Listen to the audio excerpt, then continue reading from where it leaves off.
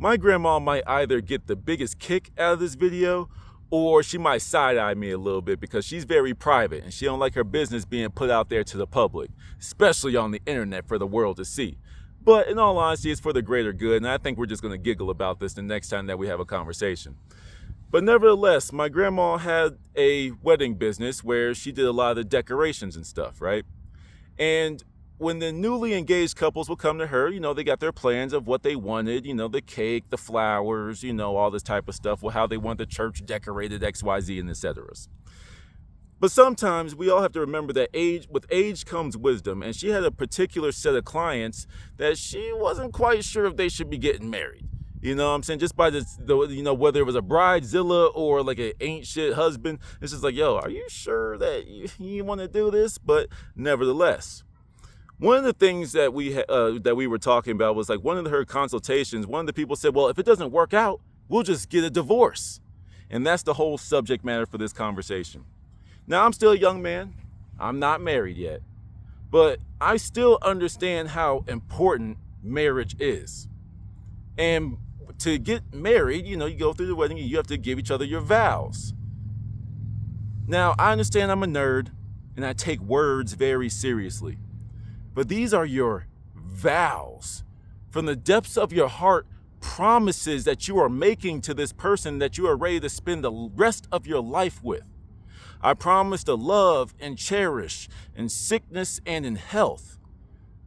But these days, we have last time I heard it, I haven't looked it up in a while, so it could have changed. But at least in America, we have a 51% divorce rate.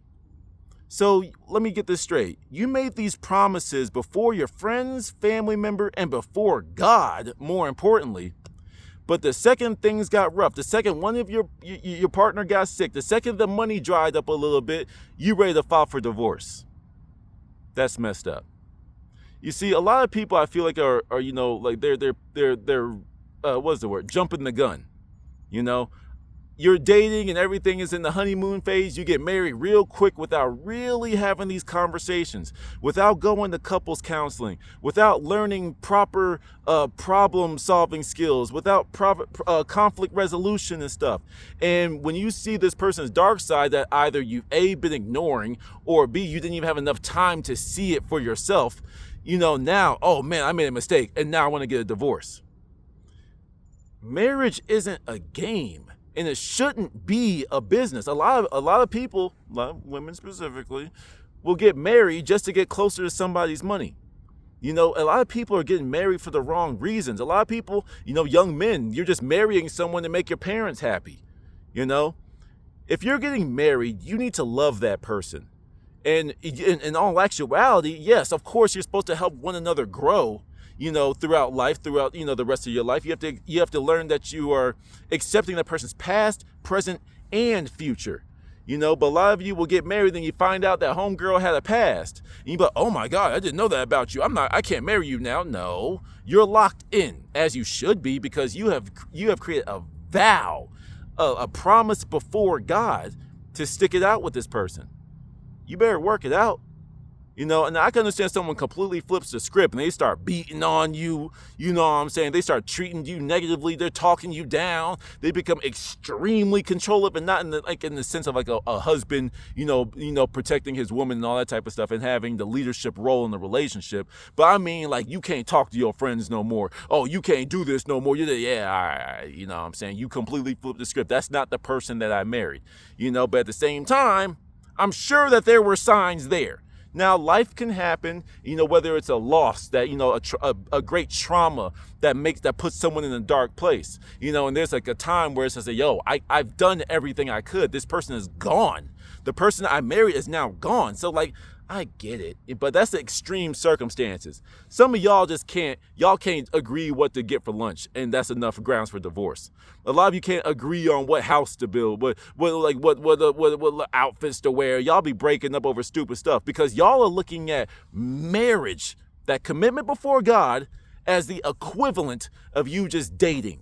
You swiping left and right on Tinder, you meeting a person at the bar, you being introduced to some friends, and you're in the boyfriend-girlfriend stage.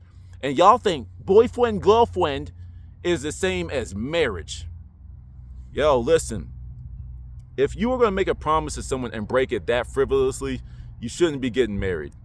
You know, you need to take that seriously. Young ladies out there, stop getting close to men for their money. Stop using the holy, the sanctified position of marriage to get physical gain. It makes no sense. You know, it's like it's rude. Like, you can find other hustles that you don't have to play with something like that, in my personal opinion. You know, make sure you vet out your partner. Make sure you have these conversations. You know, when I know I'm ready to get married to someone, I am very open to couples counseling before you need it. A lot of people only want counseling when the relationship's already over, the love is gone. You know, get it beforehand. Get that couples counseling when everything is happy, bubbly, and cheerful in that honeymoon phase. Because when you hear the weird and the bad things about your partner, when you're in that honeymoon phase, that'll be enough for you to be like, okay, that was crazy. I almost wish I didn't know that, but I'm in so much love with you right now that I'm willing to let that go. Now it's up in the air. There's no secrets. You know, it's like there needs to be zero secrets because you are becoming one. That's why it's holy matrimony, holy union. You know, that's why in previous videos I said that, you know, when you're getting married, it's not this marriage where two people are coming together to go live two separate lives and you just joined at the hip. It's 1 + 1 = 1.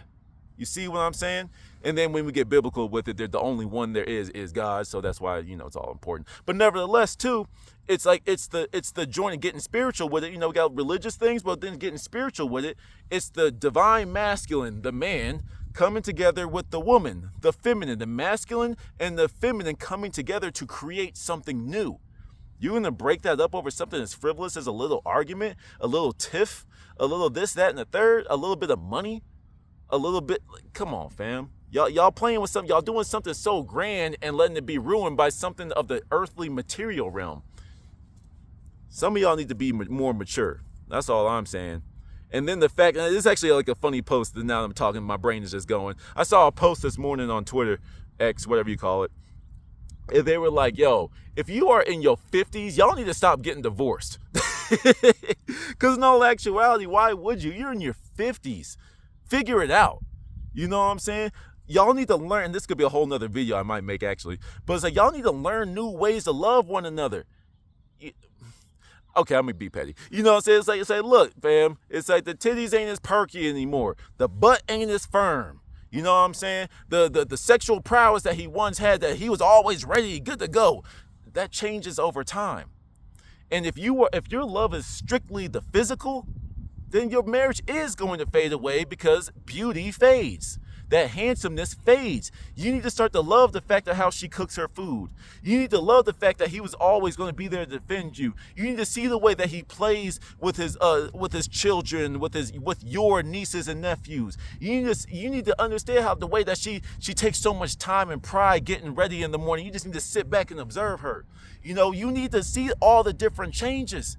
You know, like the scars, the bumps, the blemishes on the body. You know, it's like she may feel some type of way. Oh, I don't like these scars. Girls that don't like stretch marks is wild to me. The tiger stripes are beautiful. Love your body. But as her man, you need to be like, yo, babe, this is lovely. This is showing how your body is changing. I'm loving all the changes. She may not even agree with you, but she's still in that moment going to be a little less insecure because you gave her new sources of love, something that wasn't deserving of love on his or her body. You as their partner can now be like, nah, that's new, that's changed. Yo, I kind of like that. You're like, no, it's ugly. But you be like, nah, that shit, hold on, let me see it real quick. I like that. Ooh, you getting all that fat in the right places.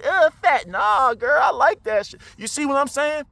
You know, and it's like, you're going to change. You're not going to be ripped all the time. You know, you're going to get that dad body. You're going to get softer with it over time. You know, and some men will have that insecurity because of what they once were.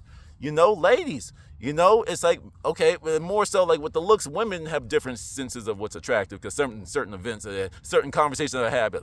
But nevertheless, though, let's just say he hits hard times, but you see him working. That's another way to love that man. Dang, we lost it, but he ain't give up. Nah, I love that about him. I'm going to keep on pushing him. As the nurturer, ladies, as the nurturer and comforter, that's what you're supposed to do. You know, and it's like, men, you're supposed to provide and protect, but if you ever fall on hard times, hey, get back up. You still a man too. We warriors out this bitch. No, I'm getting passionate. But like, nevertheless, you know, it's like you don't give up. You know, God's life is always going to give you challenges. So you guys need to come together in adversity. Adversity shouldn't be the thing that wedges you apart. That should be the thing that brings you apart so you can smash that adversity in half and keep chunking it and chunking it and chunking it apart until it becomes manageable. The fact that some people older than me need to hear this from someone that just crossed the threshold of 30 years old is wild to me, but some of y'all need this reminder. Till the next one, peace.